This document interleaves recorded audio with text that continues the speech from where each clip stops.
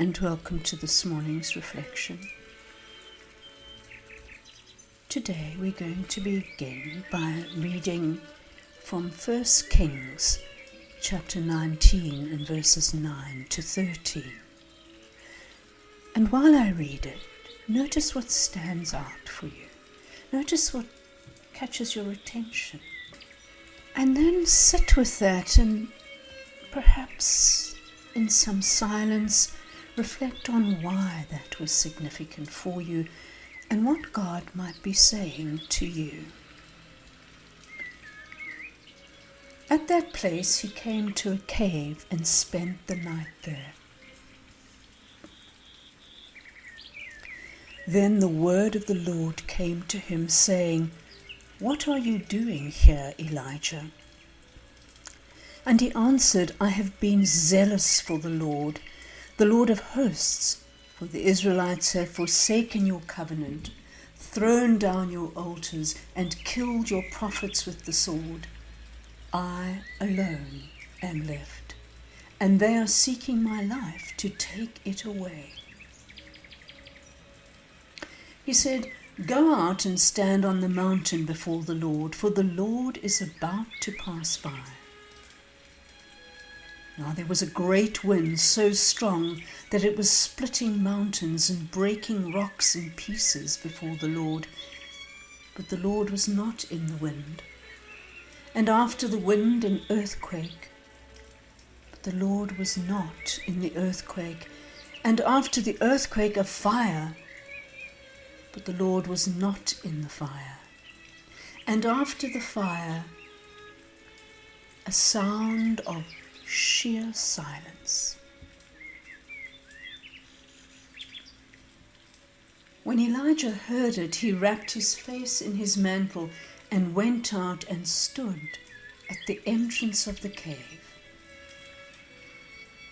Then there came a voice to him that said, "What are you doing here, Elijah?" You might like to replay the reading or read it in your own Bible just to let it sit with you. And once you've got a sense of what is significant for you, sit with God and ask Him why this is so significant. And so I'll leave a place of silence, but you can extend it for as long as you like by stopping this recording.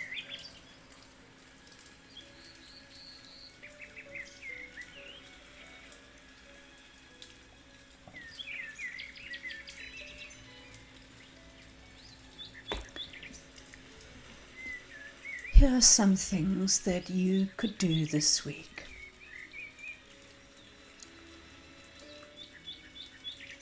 This week, make the move from an absurd to an obedient life by actively listening to God in solitude. Begin to push aside the distractions as you engage in the discipline of solitude.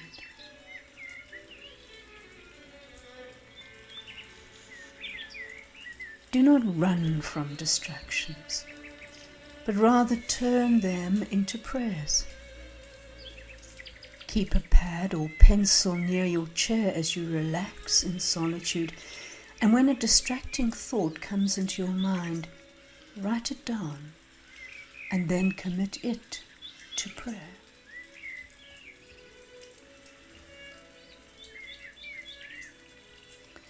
Schedule appointments with God. Henry Nouwen suggested that we actually write our devotional times into our daily calendar, and this will help us keep our appointments with God, and it will prevent others from usurping this precious time.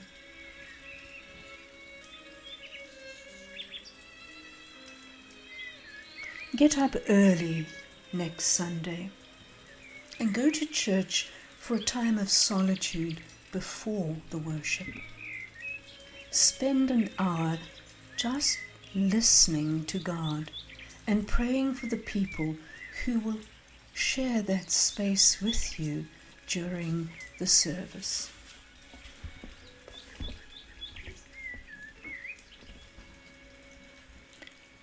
Richard Foster says that solitude is one of the deepest disciplines of the spiritual life because it crucifies our need for importance and prominence.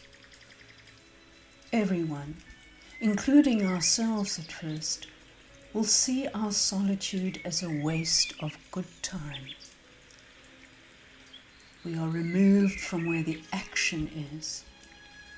That, of course, is exactly what we need. In silence and solitude, God slowly but surely frees us from our egomania. In time, we come to see that the really important action indeed occurs in solitude. Once we have experienced God at work in the soul, all the blare and attention of the world seems like a distant and fragmentary echo. Only then are we able to enter the hustle and bustle of today's machine civilization with perspective and freedom.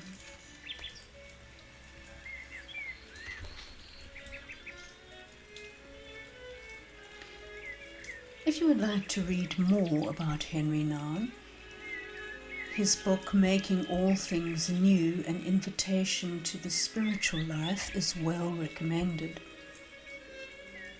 And this particular book calls us into the depths of a spiritual life, and it tries to answer the twin questions: what does it mean to live a spiritual life, and how do we go about living it? Another book is The Road to Daybreak, A Spiritual Journey. And this is the story of Henry Nouwen's journey to the L'Arche community. And he writes, the non-competitive life with mentally handicapped people, with their gifts of welcoming me regardless of name or prestige, and the persistent invitation to waste some time with them, opened in me a place that until then had remained unavailable to me, a place where I could hear the gentle invitation of Jesus to dwell with him. My sense of being called to L'Arche was based more on what I had to receive than what I had to give. And then lastly, The Wounded Healer, a living exegesis on how we can minister healing and wholeness in today's broken world. I hope this time with Henry Nouwen has been beneficial for you, and that you take from it something that will grow your own spiritual journey. May you be blessed today. Amen.